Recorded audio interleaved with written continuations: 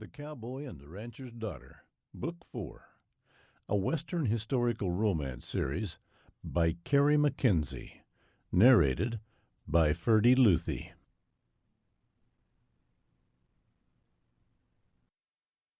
Chapter 1.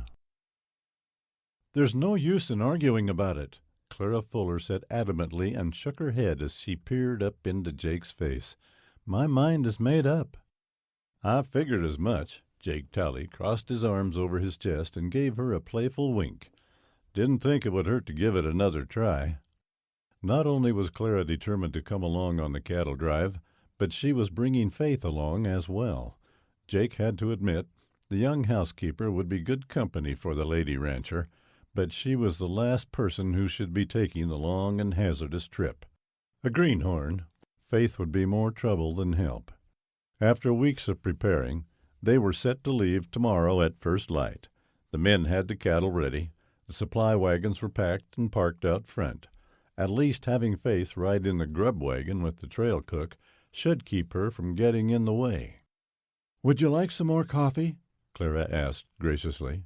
She looked lovely tonight. Her hair flowed down over her shoulders, and she wore a long, lacy gown. The dress was quite a switch from the pants she had had on earlier today when they were rounding up strays. "No, thanks," Jake answered as he reached for his hat. It was hard to leave her, especially when she smelled so nice and smiled so sweetly. "I've got a few things to do yet." Before calling it a day, Jake rode out to the field to check on the men. When he passed the old line shack, he was surprised to see signs of life. The spare horses they needed for the trail drive were in the corral behind the little log building, while there were 3 saddled horses tied to the hitching post. His hand stayed cautiously near his 6-gun, and he prayed there wasn't trouble. Turning his mount back to the clearing a ways off from the shack, Jake swung down and ground-tied the horse. While the animal chomped on brush grass, he walked warily toward the house.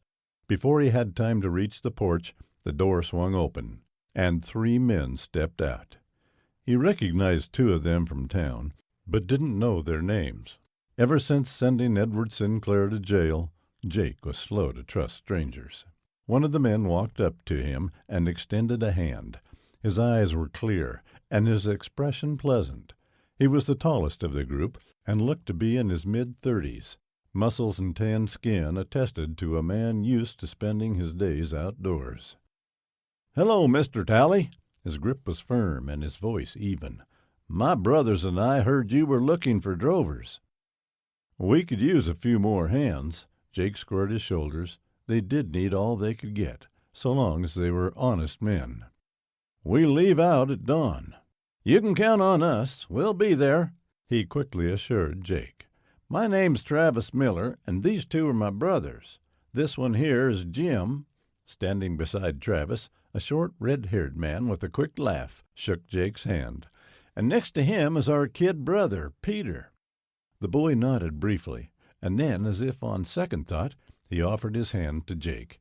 Each one of them looked like men capable of the long ride. If they didn't have any issue with the cattle drive being run by a woman, they'd be fine. It was just before dawn when Clara left the house and swiftly made her way to the barn. Tiredly, Clara sighed as she shut the door behind her.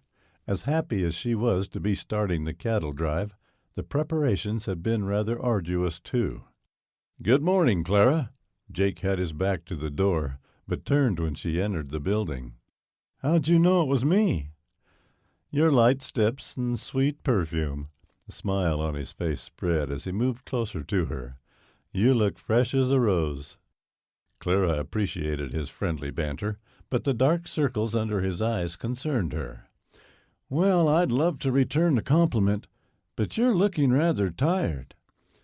"I didn't sleep well last night," Jake admitted.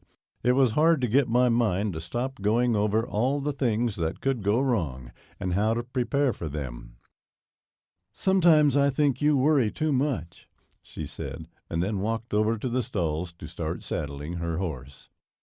"Mr. Sinclair is behind bars, and you have more than enough men to help with the drive. Don't borrow trouble." To keep listening to this audiobook, I've left you a link in the description so you can do it, at no cost thanks to Audible's 30-day free trial.